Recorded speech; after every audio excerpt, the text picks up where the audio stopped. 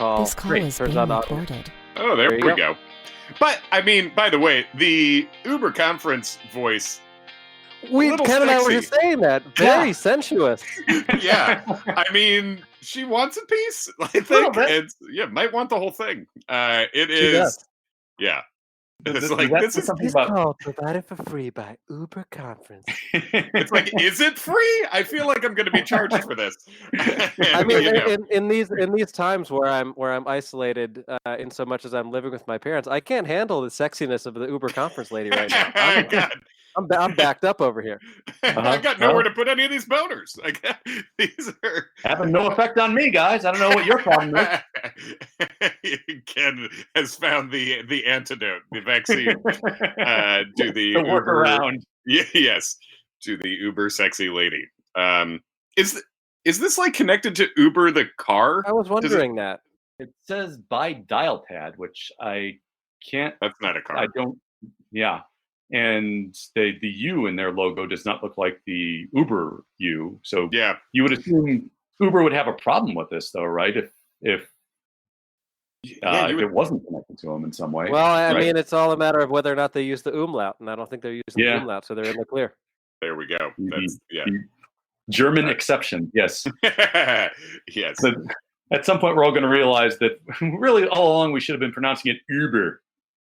Uber. Yeah. Uber. Yeah, that's proper.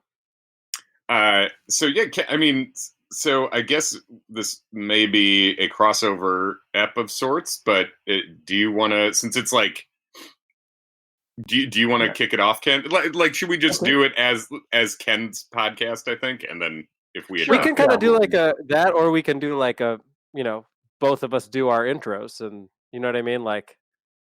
Ken can kick it off as his podcast, and then we jump in and it's like, oh, but it's also this. Sure. Cool. All right. Yeah, we can try that. Usually I talk the way into it too, so I guess we'll just kind of start as if we did. Yeah, start as if we talked. Yeah, I mean, we could even start with as soon as it started recording. We could talk about Uber Conference on this thing. That's what everybody tunes into a baseball podcast for, right? Is semantic discussion. It's not going to be for baseball. Yeah, really. So yeah, okay. Hey, all right. So we're starting an actual podcast right now. Yeah. This is a dual, simultaneous podcast of the Three Strikes You're Out podcast, episode number 20, the Frank Robinson episode, the Outsports Podcast Network's baseball podcast. My name is Ken Schultz, contributing writer to Outsports, Baseball Prospectus, and Cubs Den. And it turns out this is also...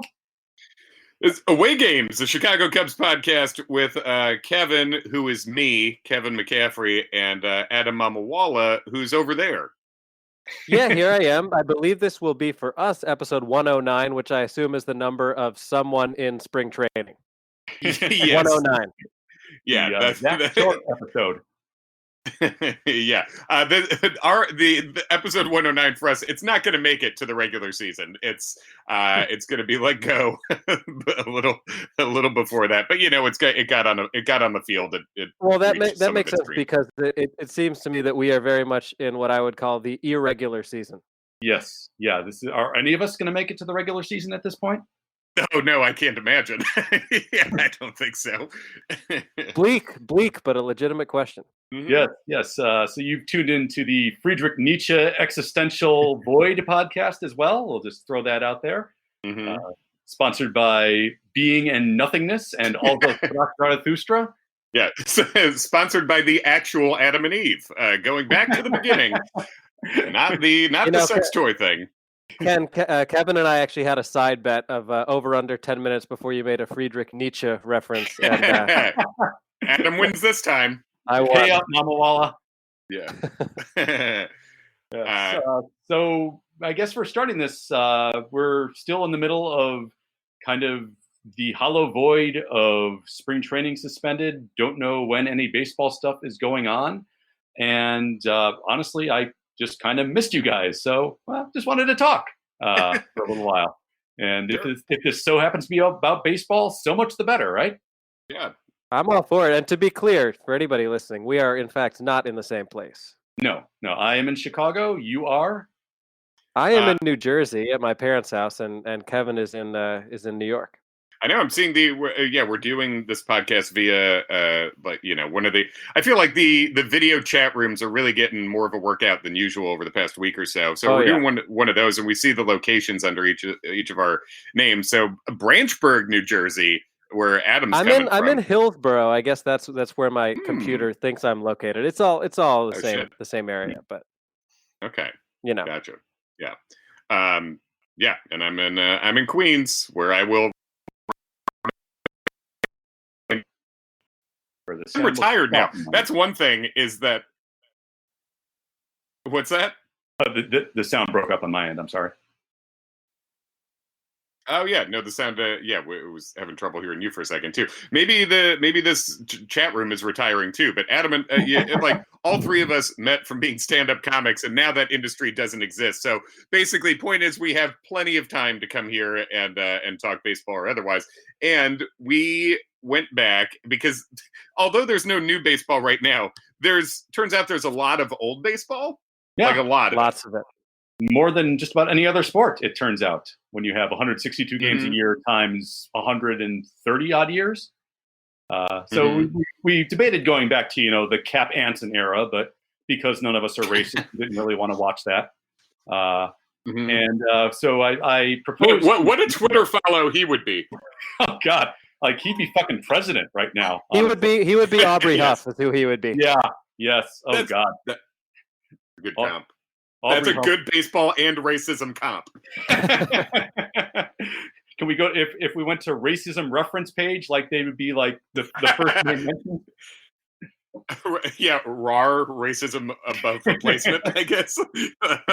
Very catchy that name. Yeah, so we did not go to Cap Anson. We went just a few years ago. Isn't that right, Ken? Yes, I proposed the proposition of, hey, let's pick a Cubs baseball game that ends happily, and why not go to the Cubs winning the pennant in 2016, which it turns out, by the way, especially how your podcast is scheduled, this is going to be perfect because Marquee Sports Network has been airing the road to the 2016 World Series over the past few days, and I believe tonight they are airing Game 6 of the 2016 NLCS. So, hey, what better time to talk about it, right? Oh, it's great. Yeah. That, and it's a nice, in a very bleak time otherwise, it's a really nice game to go back to because obviously we're all Cubs fans. Watching the Cubs win the World Series was fantastic, irreplaceable, whatever. But I don't know if I've ever been specifically just purely joyful like I was after Game 6 of the NLC. That might have been the most purely uncomplicated happy I've felt after a sporting event. I remember specifically in the moment right after the double play, jumping up and down off my couch and then looking my roommate in the face and at the top of my voice yelling, "Hug me!" That's the most physically aggressive Ken has ever been. Yes, and my physical aggression, the worst it gets, still ends in a hug. So yeah, if that defines me, I'm willing to take it. Absolutely. Yeah, it was cool. I had never watched it with the audio in the sense that I watched that game in a bar, so I hadn't really heard much of what Buck and Schultz were saying during the game. So it was cool to go back and watch it, especially I was taking notes as I was watching it last night and thoroughly enjoying it. But there's a moment early on in the game where Schultz, in reference to Hendricks, goes he's a good pitcher, but he's no Kershaw, and we're not talking about a guy who's going to go more than 5 innings here, probably. Yeah, I wrote that down as well. At Clayton Kershaw, he'll be thinking 7-8 innings. His counterpart's only thinking 5. And I think the exact quote was, he's not Clayton Kershaw. He knows he's not going 7. Yeah, and if could you think of a better quote to define what Kyle Hendricks is compared to how most of the world perceives him for most of his career than that? No, and it's so spoiler. We this game did take place in the past, so not too many spoilers. But he not only did he go 7 1/3, but also just premium Kyle Hendricks. He still got pulled too early. He had only thrown 88 pitches, I think, when he got yanked. He gave up his second hit of the day, and then Madden was like, "That's enough," which is also it's very much how Hendricks has been underrated, continues to be underrated by everybody always, but he still could have gone longer even than 7 1/3. Yeah, and so this is just a personal theory upon rewatching the game and in hearing that quote that Adam referenced earlier too, that there's probably a reason outside of the fact that this is how Hendricks was perceived in general that Schultz said that on the air. And we know that the national broadcast guys, when they do their preparation, they talk extensively to both managers.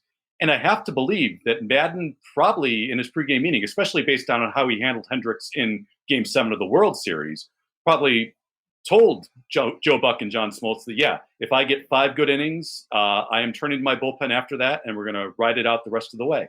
Because that's how Joe handled him for most of that year, too, is that he would try to lift him too early as opposed to letting him go or having faith in him to go a bit longer than most of us would have expected. Yeah, and I had forgotten until they mentioned it that Hendricks started the year as the number 5 starter in 2016. Right. Which is incredible, considering the role that he ended up playing. And I mean, they absolutely do not win the World Series without him. And you remember at the end of 2015, Hendricks was one of the rest at the end of the rotation, where when they were trying to set up for the Mets, it was like, okay, we got to get a great game from Lester, great game from Arrieta, and then you got 2 games where you just got to kind of hope. And Hendricks was part of that, where you just kind of got to throw him out there and hope you get kind of the fluke good game. That, it wasn't until a substantial portion of 2016 had already passed, and he had shown that this guy is going to be leading the league in ERA, where the thought occurred to any of us that, okay, he is the real deal. What we're seeing now is who Kyle Hendricks is. Yeah, and as you say, he won the friggin' ERA title that year. I saw, again, like Adam, I hadn't seen in detail all the broadcast of this game in the same way, but that it was Kershaw and Hendricks. Hendricks had a 2.13 ERA. Kershaw, it said 1.69. So was it just that he didn't qualify? He didn't have the qualifying innings, right? Yeah, he had a back issue in June and July of that year where he missed most of those 2 months. So, he did not qualify, but he was, as his stats that you just referenced show, he was utterly dominant when he was on the mound. They mentioned during the game, sorry, Kevin, that I mean, that was a shortened regular season for Kershaw, but that he had only given up 2+ runs 2 times in the entire regular season, which is insane. Yeah, and he shut the Cubs down in Game 2 that we all watched together. In that series. That was depressing. Yeah, it was. We watched that at Adam's apartment together. Right, and it was the come down off the Miguel Montero grand slam in Game 1 that just drove everybody nuts. And thinking, okay, here we go. And then here comes Kershaw, and I believe he was on short rest in Game 2, and he just shoved it up their asses for 7 innings. Yeah. Well, because he had in the previous series, he had started Game 4 on short rest and then closed Game 5 against the Nationals. So he was not running on full at that point. Right, and we were thinking that, okay, this might be an extra break, and you got to take advantage of this, especially heading to Dodger Stadium. And of course, it turns out Clayton Kershaw, still one of the very best pitchers in baseball history, and showed it that night. And thank God. Although I will say that in Game 2, if you recall, Contreras drilled a ball to center field that probably would have gone out on most nights, but ended up getting knocked down by the wind. So they did almost get to him, and that could have been the difference in a 1-0 loss. But and you remember, of course, that 1-0 loss, which was then followed by the Rich Hill 6-0 shellacking they took in Game 3. Mm-hmm. And Adam, do you want to tell the story about how I felt going into Game 4 when we were on our way to watch it together? Oh, I remember it very well. I was more optimistic than you. You were not feeling very good. I remember I picked you up at your apartment. This is when we all lived in New York at the same time. I picked Ken up from his apartment in Astoria. We were driving over to Kevin's. I was wearing my Schwarber jersey in an attempt to not even having any idea that a week later he would be playing in the World Series, just as some sort of hopeful gesture. And Urias was starting that game, Game 4. And I don't even remember how the conversation went, but I do remember the quote from Ken. I have every belief that Urias is going to shove it up our asses. Mm-hmm. This is gonna be this is gonna be bad. Let's get in the car. Let's go and enjoy this. Hashtag analysis. Yes. Yeah. I mean, it's pretty incredible that the Cubs got shut out twice in the NLCS and twice in the World Series. Mm-hmm. Yeah, and a team that good being shut out. Yeah, that's and part of that to me was the quality of the pitching that they were facing. Obviously, there's no shame in being shut out by Kershaw or Corey Kluber ever. There probably should be some shame in getting shut out by Josh Tomlin, but yeah. Oh yeah, and that man. I spent so much money to be at that game. that was a bummer. Game 3 of the World Series, yeah, which also a Hendricks start. Yeah, and Hendricks lost the 2 games he lost were 1-0. Yep. Oh yeah, he had an ERA of 1 in the World Series that year in the 2 games. And as you talk about, no shame in getting shut down by Kershaw and Kluber, 2 guys that Hendricks outdueled too in game 7, the arguably 2 most important games in Cubs history that he started, and outdueled him. And again, back to go ahead. Well, I was just going to say, to that point, you can probably make a decent argument that Hendricks could have also been added to the at least LCS MVP roster with Lester and Javi Baez at the end, given he gave up 1 run total in his pitching performances then. Yeah, no, he was great. And again, it's like this game, the game we watched, Game 6. It's the signature game of his career for sure. But it really is just like, it's astounding how good he always is and is overlooked. He has a 3.14 career ERA that I looked up, and that puts him 5th among active pitchers. He's 0.1 behind Madison Bumgarner, and then he's behind Kershaw, DeGrom, and Sale. That's it. He's given up less runs per 9 than Kluber, Strasburg, Scherzer, Cole, literally everyone else, and 5th in ERA is just it's I mean, I'm fast forwarding here a little bit because I do want to talk about a lot of other components of the game, but I love the moment so much when Madden walks out to take him out, and it's clear that he's coming out of the game, and Javi pulls the back of his jersey. Yep. Like he's pulling up Hendricks and pumping him up, which Hendricks is not that sort of guy. And then as he walks over, I have to imagine Wrigley applauding for him was about as loud as it's ever been. And it takes until like the last step before the dugout where he gives this like tiny acknowledgement of it, like with the energy of somebody who's too afraid to get the attention of a waiter at a restaurant. Yeah, I really half-hearted when you're asking for the check, but you know they can't see you. Like, when you get a sec, pardon, excuse me. Every Hendricks walk off the mound, I feel like, should be accompanied by audio of the old Droopy Dog cartoon from Woody Woodpecker back in the day. The catchphrase, "You know what? I'm happy." He also, I noticed that he just him walking off the mound there, pretty rare. And you've had a very good game when they play your intro music as you leave too. Yeah, a little sweet emotion. Yeah, you don't see them. You don't see anybody bring back the intro music as you're leaving too often. Unless you really clearly dominated. And something about this game in particular, the way that it went about too, it illustrates something that you don't hear a lot of, especially in modern baseball, which I realize is like a John Smoltz lead-in kind of segue. But it's true. You don't really hear about how a pitcher can dominate a game without striking out a bunch of guys. But this game is like the perfect example of that, where I think he struck out 6 total in 7.1, which is a good number, but certainly not the kind where you think, oh, he was in total command. But there was not a moment in this game outside of maybe the first pitch that Andrew Toles lined for a single where you thought, oh, he could lose this, or he might be going downhill. Like this was a game of just constant pop-ups to the first baseman in foul territory and little groundouts to perfectly positioned fielders. And it was a clinic of how you shut down an offense while still giving up contact for the entire game. Yeah, and that just, he's blowing guys away with a 90-mile-an-hour fastball because he's got them so off balance. Yeah, there was. I want to say a Grandal at bat in particular, where you just watched him gradually climb the ladder more and more, and then actually throw like a fastball up in his eyes, which you almost never see from Hendricks. And Grandal swung. He got Jock Peterson out on Okay, like a fastball to his eyes. Yeah. I'm thinking of. But yeah, there was a low ball to Grandal that he got him on a 3-2 pitch with like an 89-mile-an-hour fastball that he was super late on, and that's what was so amazing about it. And what I'd forgotten about it is he got himself into some counts that weren't really favorable. Like there were a number of times that he got to like a 3-1 count and then battled back.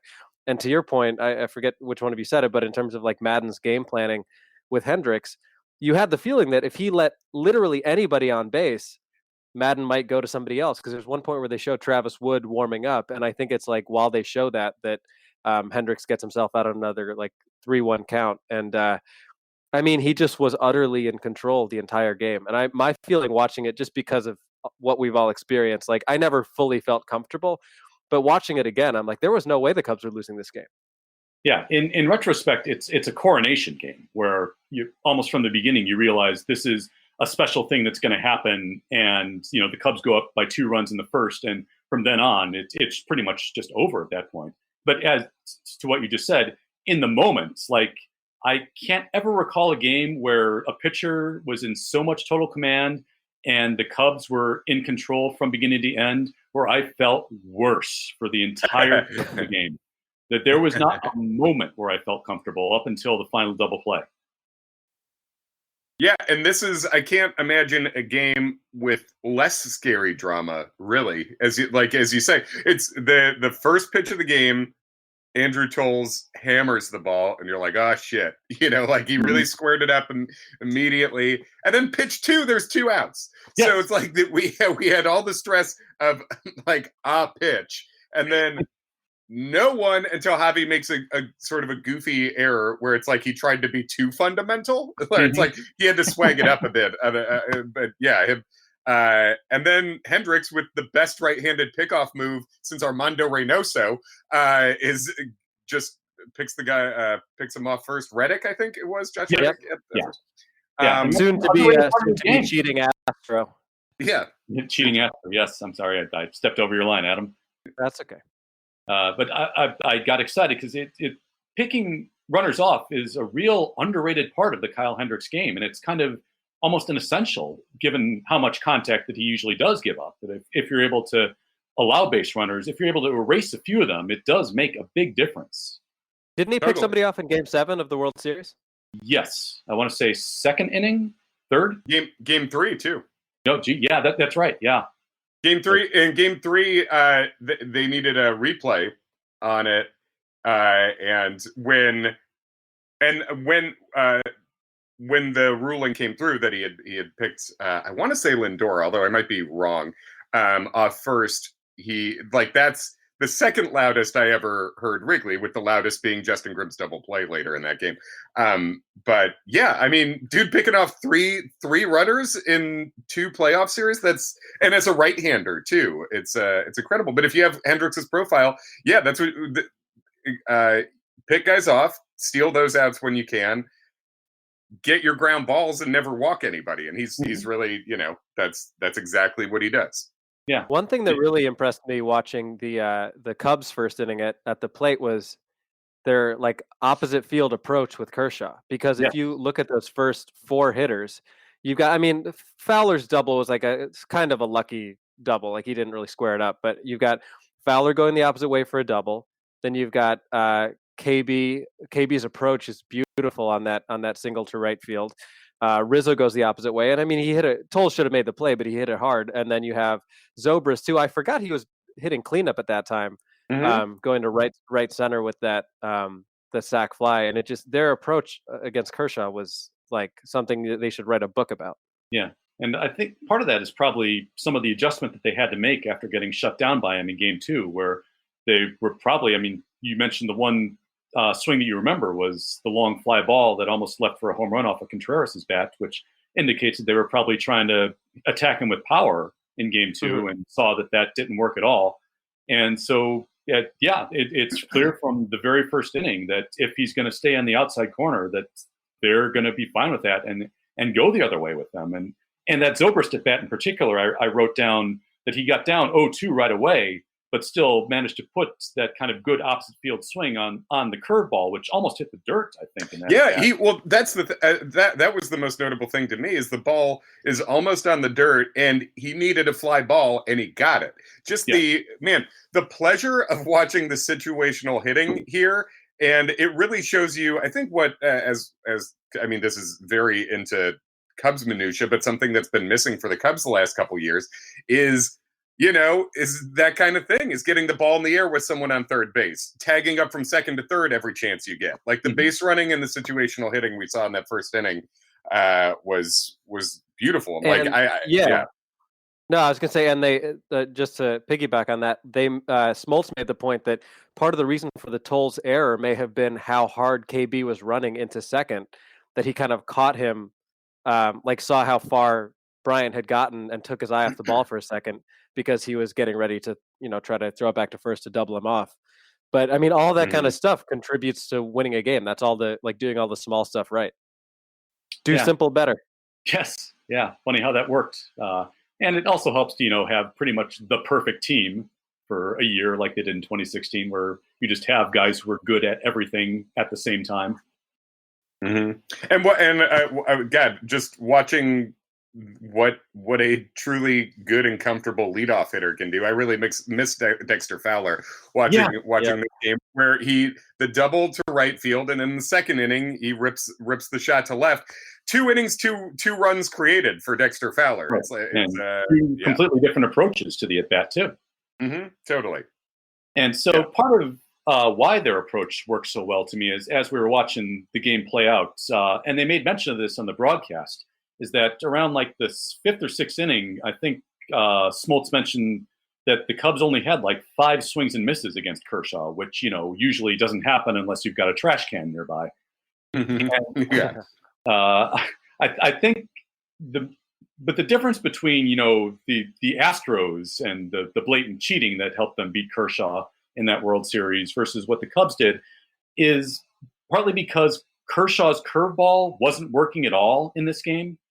And again, they made mention of it, but you could see it even the couple times you tried it. Even if you had the sound down, you could see it didn't have that kind of curveball from hell shape, that big loop that he can make either float into the strike zone or dive down the dirt seemingly at will. Like this one, whenever he tried it, was both a much smaller loop of a curve, a much smaller break, and also one that seemed to dive far low and away out of the zone against guys.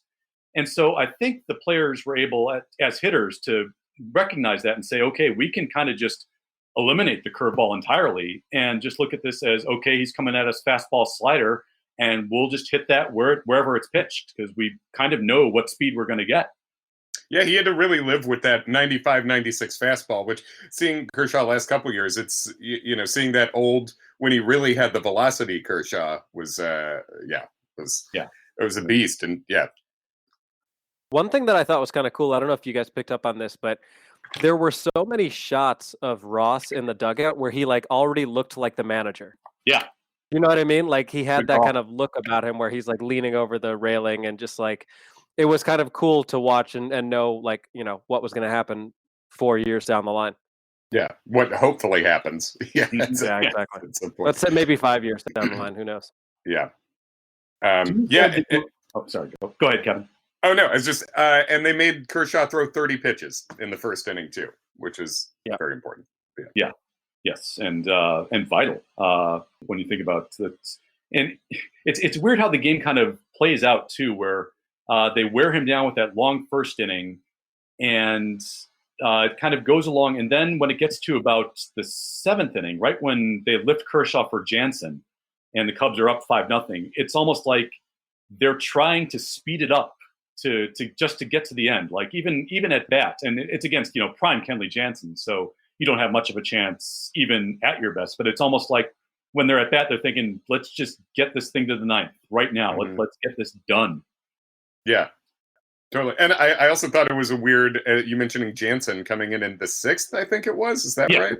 6th. Mm-hmm. Yeah. How often does a starting pitcher get to face the best starter in the game and possibly the best closer in the game, as a hitter. Watching Hendricks had to face as a hitter Clayton Kershaw and Kenley Jansen. Also took some good swings. He made Kershaw throw him 7 pitches in that first at bat too, just to Hendricks alone. And in the at bat against Jansen at the end, because Schultz made a comment of like, oh, he probably shouldn't even like swing the bat here. You don't want to take yourself out of your rhythm. And then he had some pretty good hacks against him. Yeah, the old battery mates of Kershaw and Jansen from way back when. Right. When he was a pitcher. Now, did you? I actually didn't know this, and this is a fairly obscure Cubs thing. I know we're kind of doing a crossover pod, but I didn't realize there was a time that Wilson Contreras was unprotected in the Cubs system. When would that have been? Gosh, yeah. Did you know that? Probably would have been after he was in the minor leagues for, is it 3 years where you have to add someone to the 40-man? I think it's longer than that. It might be like 5, but I didn't realize that there was ever a chance that somebody could have just nabbed him for nothing. Yeah, I think it was right before, because then he won the batting title in Double-A. I think so. I think the year leading into that, he could have been had, and then and then he hit like 330 plus. I think in Double-A, and then the Cubs protected him. But yeah, someone could have jumped on him, but he just he late bloomer.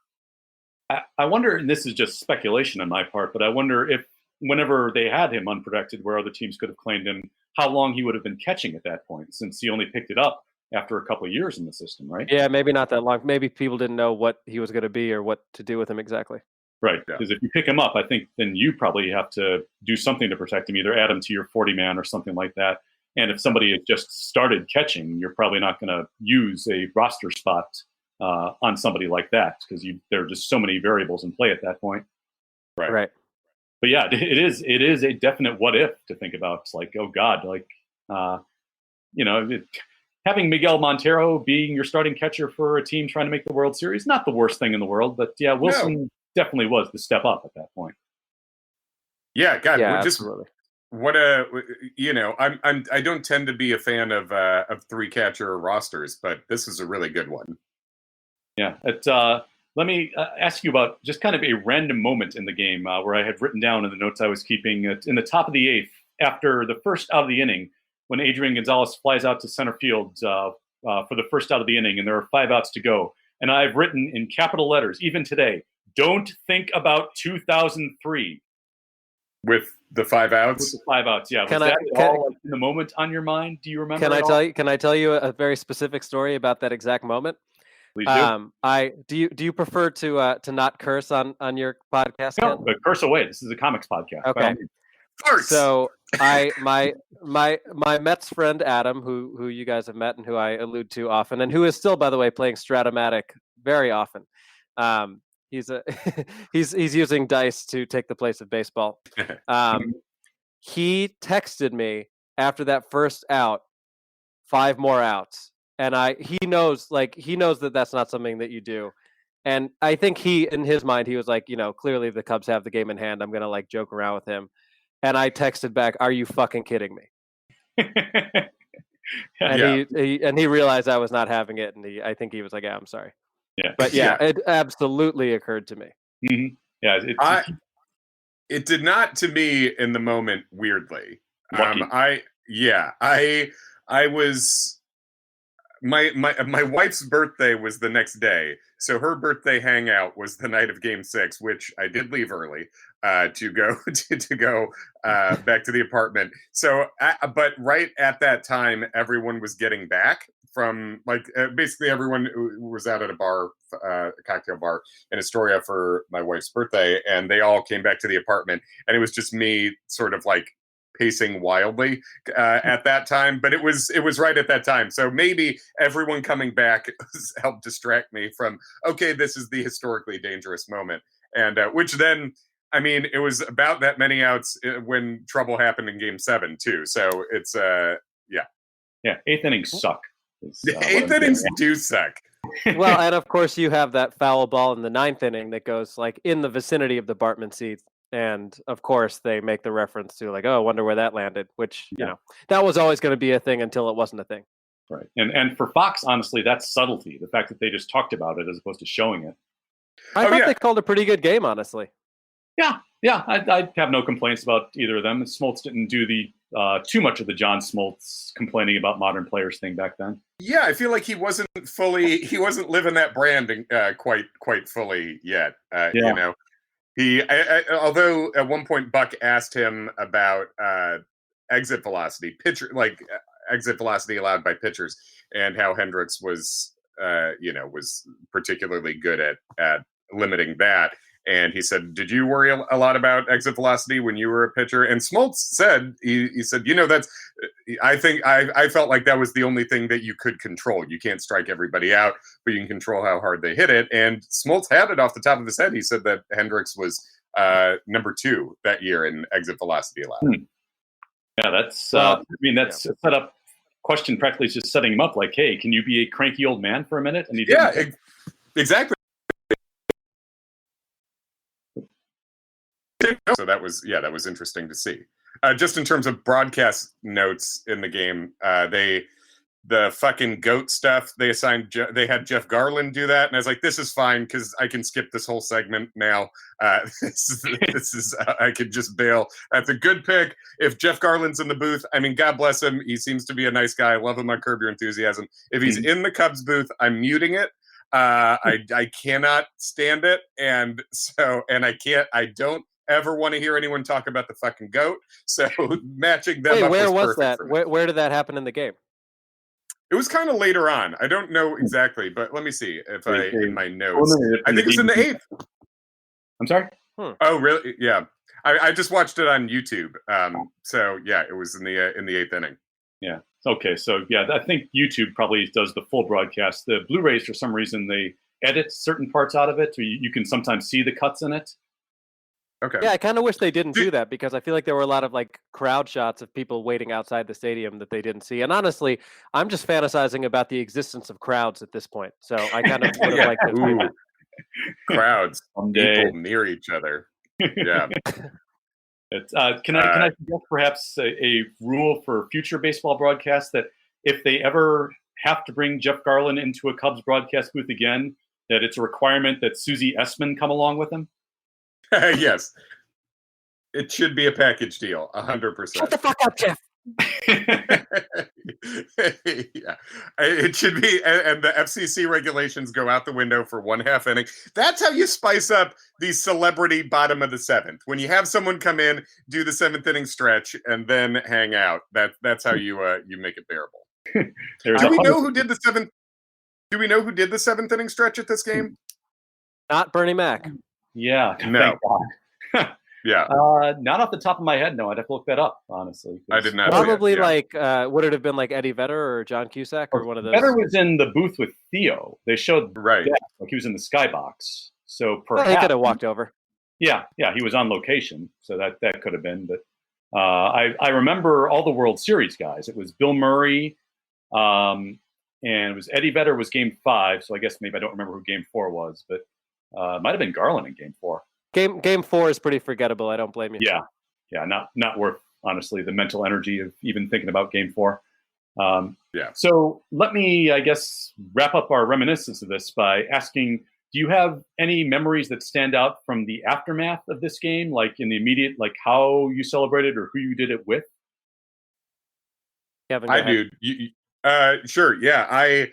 I immediately opened my laptop. I bought plane tickets to go home. I was blasting Kanye West and Chris Martin's Homecoming. As I lined up a bunch of shots that I did. I believe it was tequila. It's silver tequila. It was 1800. I did the 1800 brand tequila and did shots with, because they didn't have 1908 brand. Yes, thank you. There you go. They should have.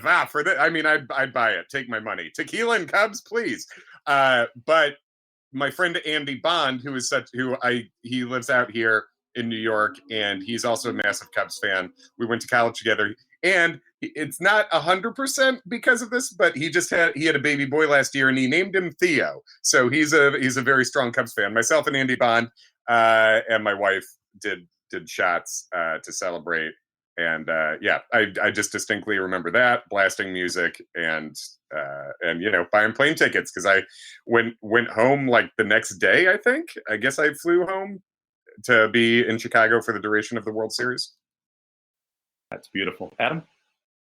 Well, before I tell my story, there's one final note about the game that I'm sure you guys both picked up on, but it's like one of those cool things that it, like, listening to it in retrospect, it just makes you smile. That at one point they're talking to, I think, Verducci about the fact that Schwarber has been cleared to play and might be an option in the World Series. And Smoltz says, well, that would be a lot to ask of a young player to just throw him into the World Series like that. And it just made me smile. Yeah, perfect foreshadowing. Yeah. So this game I was watching, I actually had a show that night. So I probably should have canceled the show, but I did the show. And by the time I got in the car, the first inning was just getting underway, or like the bottom of the first was just starting, and they had just scored the first run. So I listened to that whole bottom of the first in the car, got home, went to the Chicago. There's actually a Chicago bar in my neighborhood that I know you've been to, Kevin. I don't know if you've been, Ken, but it's the same place that I watched Game 7 of the World Series. And went there, watched the game. As soon as they started like cutting to old people getting emotional, I started getting emotional. And then when they finally won, something about seeing the graphic on the screen that said Cubs advanced to World Series really got me. Like that was the moment where I just it like hit me that it was actually a reality. And then similar to Kevin, I went home, and within an hour after the last pitch, I had booked flights back to Chicago. Nice. Yeah, I hugged my roommate immediately after commanding him to hug me.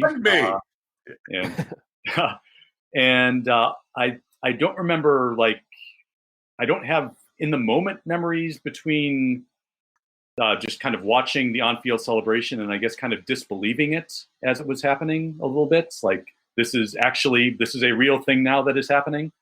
But at some point, I think might have been when they started the post-game show, is when I decided I can't wait any longer. And I called my dad up on the phone, and we just kind of watched them hand over the National League pennant trophy and the MVP trophy to Lester and Baez, and just kind of watched the post-game ceremony together with my dad. I guess the closest we could get to doing it from, a couple 1,500 miles away or whatever. But just kind of realizing that this was kind of something that I got to share that I didn't think was ever really going to happen up until that point. That this was like a really good, well-timed celebration on their part. That I'm having trouble coming up with words to kind of as you can tell. Well, I mean, it's. I think as Cubs fans, there was part of me that honestly I think just felt like it wasn't allowed that they would get to the World Series. Yeah. Like it felt. It's hard to articulate how impossible that felt, because the league rules allow for any of the 30 teams to make it to the World Series. Technically speaking, that is, there's a process and they can do that, but it did not feel. It felt fake to even sort of think of that in a way.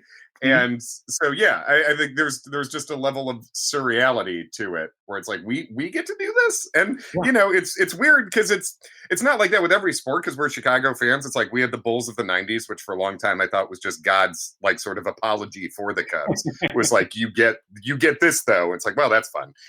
But it felt for whatever reason, baseball and the Cubs were very different.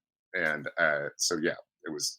It's hard to explain how crazy it felt. And just on Earth right now, it's like having a win like seems impossible. It seems like any kind of win is impossible. So this was a time when it felt like a real life win and very unexpected. Yeah, it was something that we could bank forever, and apparently we have to. So it's banked up. Yeah. So any other memories of this before we transition to book club? No, just the only thing I said, like, I love Joe Madden. I will love him forever. But Chapman going 1 2/3 in this after they mentioned that Chapman pitched in a blowout win the day before too. It's just like, God damn it! The the mishandling of Chapman it didn't start at the end of the World Series. It was the whole time. He was determined not to get beat with anyone other than who he viewed as his absolute best. Yeah, and I mean, I get it, but yeah, but that's the only other main note I had, I think. Yeah. All right. So one of the things that we're doing here at Three Strikes You're Out every week now, as long as we've got quarantine, is trying to help anybody listening through it a little bit by recommending baseball books. And I asked either of you have one you'd like to throw out there for our listening audience? Sure, I do. I'm a big fan of everything that Roger Angel writes. And I believe the first book of his I ever read, my grandfather gave it to me, and it was called Extra Innings, I think. I need to double check that, I think. But I think that is. Yeah, and it was basically just, I think it was 5 seasons in the late 70s up to about 80. And it's just really, I read it when I was, God, maybe like 18, 19. And it was the way that guy, who, by the way, God bless him, still alive, triple digits, I think. The way he writes about baseball is just he's really thoughtful, and you can tell he loves the sport, and he loves all the teams. He has teams he prefers, but it's really interesting to see him write about to just pick like seasons you don't think about, late 70s up to 80. You don't think about those seasons a lot, and to read about it written in like a daily way, kind of. I mean, I remember him talking about a strapping young prospect who seemed can't miss named Clint Hurdle. And it's just like, what the fuck happened there? But talk about racist above replacement. Yeah, racist above replacement as a manager, wonderful. But yeah, Roger Angel, anything, but extra innings, I would say. Real good call. Yeah, Angel is really good at being smart and lyrical, but without coming across as too smart and lyrical. Like it's still sports writing at the heart of it. It's authentic. It feels authentic. It's not showy. It's just, this is how the man talks, you know? Yeah. Adam, do you have a rec? I do. I have a couple. The first one is a book by John Grisham, actually, called Calico Joe. That my mom recommended to me, and it actually is about the Cubs. And I think the way they do it is it's a fictitious character, but placed within a real Cubs team. I believe it's the '69 team. Okay. And I might be spoiling some of it, but I feel like this happens fairly early on. That this player, Joe Castle is his name, gets called up to the Cubs, and he is this like phenomenal player. But it's actually written from the point of view of the son of a pitcher who, another fictitious guy who pitched for the Mets at that time, and who ends up beating Joe Castle and like ending his career.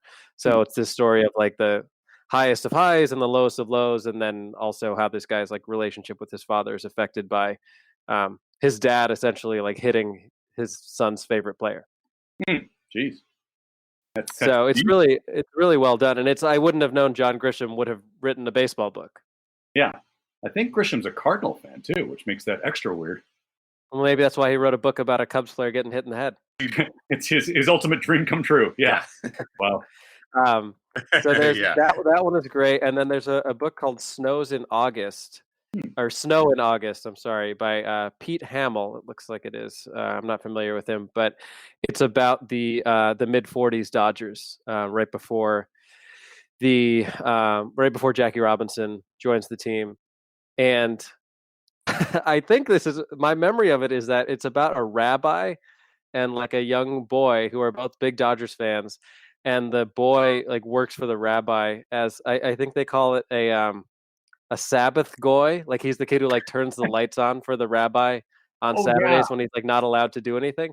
Yeah, absolutely. But it's a really wonderful book. Yeah. Is it fiction or nonfiction?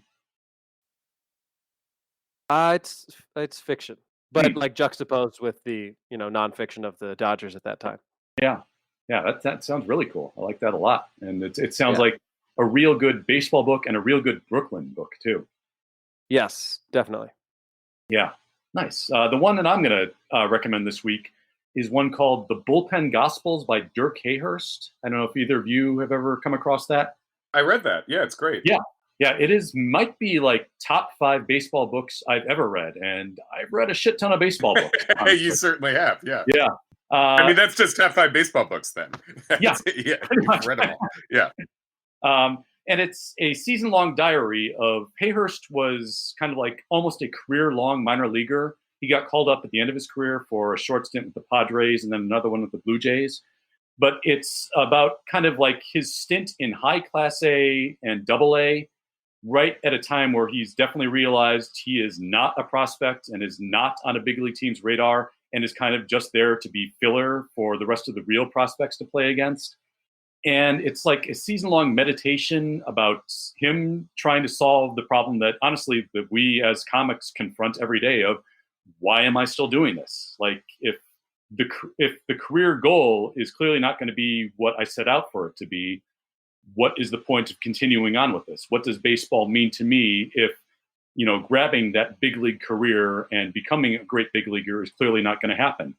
And it's about him kind of struggling with that internally. And then it's also just a mix of kind of great stories throughout the year of like dealing with hecklers while you're sitting in the bullpen, minor league bus trips. He lives with his grandmother in the off season, and she's like owns all the guns and is completely batshit insane. It is immensely entertaining, incredibly well written. Not just ball player well written, but well written for anybody. Yeah, he's a good writer. Yeah, and at the end of the book, like I was almost in tears at certain parts of it. So there's one part in particular I looked at today where he was talking about just a random interaction in the bullpen with fans where a woman brought up her 3-year-old kid, and he was, just being a good guy, interacting with the kid, and then the woman mentions that her kid has inoperable liver cancer, and so he and the rest of the bullpen suddenly like almost they all become Rizzo for the next couple innings, where they take the kid into the bullpen and just show him like the best possible time at a baseball game. They like have him raid their stash of gum, and it's really just immensely moving and also funny as hell and thoughtful. And yeah, it's just great. Love it. He's a good book, Rex. Yeah, good stuff, guys. So anything else you want to plug? Well, we still are all together here. Me, I'm Kevin McCaffrey. Follow me at Kevin McCaff anywhere. Yeah. Don't go outside. Just follow us instead. How about that? Yeah. Exactly. At Ken Schultz _. I'm at Adam Mamawala. Mamawala is spelled Mamawala. I'm posting a lot of videos. I'm going into the archives here. You are. So if you wanna laugh, and I made a parody of Love Actually. That was fun. It's called awesome. Love Actually. Yep. He's got a new haircut now. Everyone's talking about it. Everyone's talking about my dad gave me a haircut. I'm gonna be. I did an interview with him last night on Instagram Live because that's what we're doing these days. We're doing interviews with our dads during quarantine, just what I thought would be happening a month ago at this time. Yeah, we're doing whatever we can to get us through at this point in time. And gentlemen, you guys got me through the past hour, so thank you very much. Absolutely. Hey, could one of you one of you got to take a picture of us? My phone's charging, but you got to take a picture of this so I can show everybody how good my haircut looks. You got it? Yeah. All right. Got to be careful. Here we go. Nobody talk shit about my porn tabs that are up. There we go. I go to delta.com for all my porn. What are you? But you're booking flights for $10? Yeah, really. This is how I win. So you like really inefficient and surly porn, Kevin? Yes, that's me. Yeah. Thanks, guys. Thank you.